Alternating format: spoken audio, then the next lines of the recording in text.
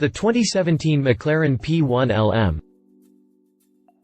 Introduced in early 2013, the P1 was McLaren's second production supercar and the spiritual successor to the iconic F1 of the 1990s. Arguably the quickest and most powerful road-going McLaren to date, the P1 was also the company's first vehicle to use a hybrid drivetrain. Like its predecessor, it was built around a carbon fiber monocoque and roof structure and employs various technologies that the British brand had developed for Formula One. Discontinued in 2016 after 375 units were built, the P1 spawned a race-only version named the P1 GTR. Developed at the request of P1 owners who wanted a more extreme version of the supercar, the GTR received a more powerful hybrid drivetrain and production was limited to only 35 examples, all of which were made available exclusively to P1 owners. A little more than a year has passed since the P1 GTR made its official debut at the 2015 Geneva Motor Show, and its owners are already enjoying its racing abilities on racetracks around the world. However, one certain rumor has been disturbing P1 owners and supercar enthusiasts alike since 2015. McLaren was secretly working on a street-legal GTR. Come 2016 and it's no longer just hearsay. McLaren has revealed a road-going P1 GTR that will be showcased at the Goodwood Festival of Speed. It goes by the name P1 LM, as a tribute to the iconic F1 LM and was conceived by Lanzante Limited, a British company that won the 1995 24 Hours of Le Mans with a McLaren F1 GTR through its Motorsport division and later became a service centre for road and race-spec McLarens. Following the prototype's introduction at the Goodwood Festival of Speed, McLaren will build 5 production cars, a figure that matches the production run of the original F1 LM, also a road-legal version of a race car. Updated June 23, 2016, McLaren dropped the official details on the P1 LM with just a few hours before its official debut at the 2016 Goodwood Festival of Speed. Continue reading to learn more about the 2017 McLaren P1 LM. Exterior. When we first talked about the P1 LM back in April 2015, we speculated that the road-legal supercar will feature a few modifications compared to the GTR it is based on. Our rendering artist removed the rivets from the car's nose and front lid, along with the race-spec tow hook, and revised the canards on the front bumper. Lastly, the supercar was painted papaya orange, the trademark color of the F1 LM, while the carbon fiber aero kit of the GTR remained unaltered for a striking contrast. These changes give the LM a predicted increase in downforce of 40% compared to the GTR, making it the most aerodynamic McLaren to date. For the most part, we pretty much nailed it. Granted, the prototype shown at Goodwood is finished in dark grey rather than orange, but 4 of the 5 production models McLaren plans to build will be finished in the same color as the F1 LM. The only things we missed are the modified rear wing, which sits taller than the GTR's, and the larger front splitter and canards. These changes give the LM a predicted increase in downforce of 40% compared to the GTR, making it the most aerodynamic McLaren to date. Impressive.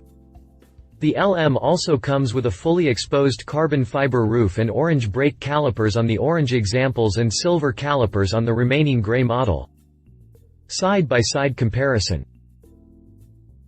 Rendering versus reality. Interior.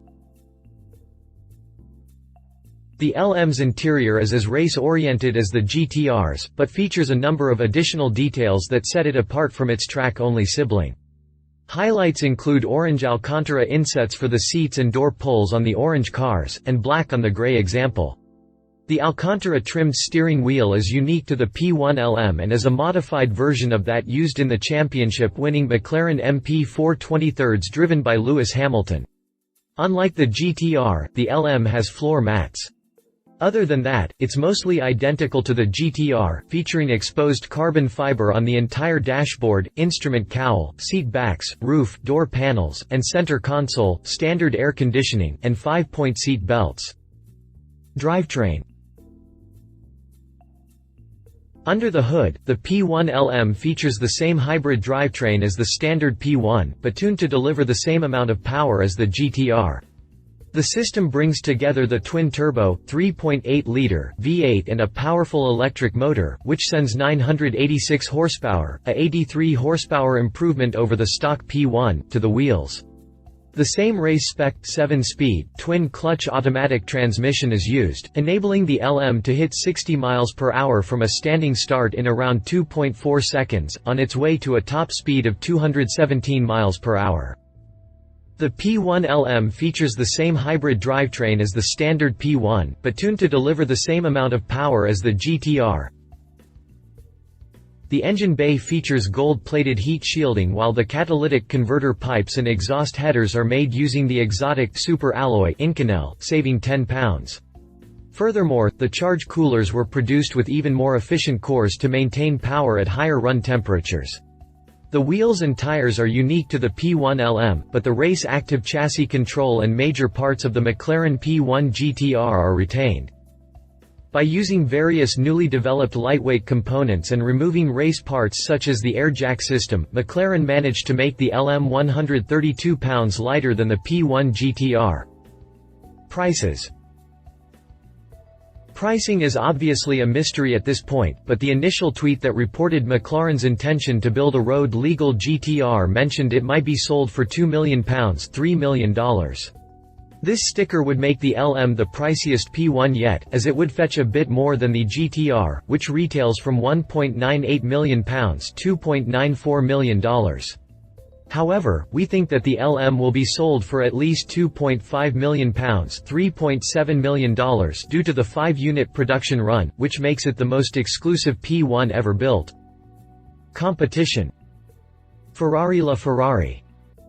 Currently the most powerful supercar of the awesome LaFerrari P1 and 918 Trio, Maranello's hybrid will lose its position once the P1 LM arrives.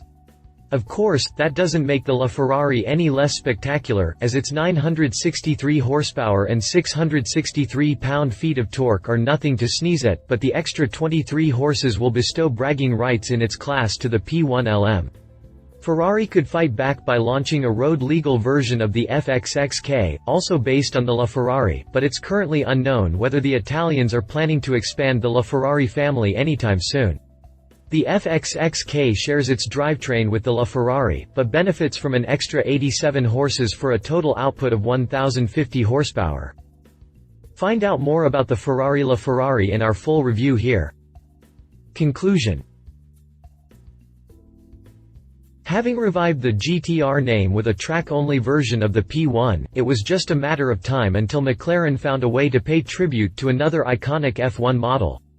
That time has come, and the P1 LM is arguably McLaren's best choice for a name. The similarities to the F1 LM, including the overall design, the color, and 5-unit production run, are proof that McLaren is very proud of its heritage and that the British firm will do all it can to keep the cars from its glorious past alive. The P1 LM is the perfect example of what McLaren can deliver nowadays, and unless Ferrari comes up with a road-legal version of the FXXK, this orange beast will remain of the most exclusive, mainstream supercars for many years to come. Love it, a modern successor to the exclusive F1 LM racing technology for the road, as powerful as the track-focused P1 GTR. Leave it very expensive, likely offered to existing P1 customers only 5 built rendering.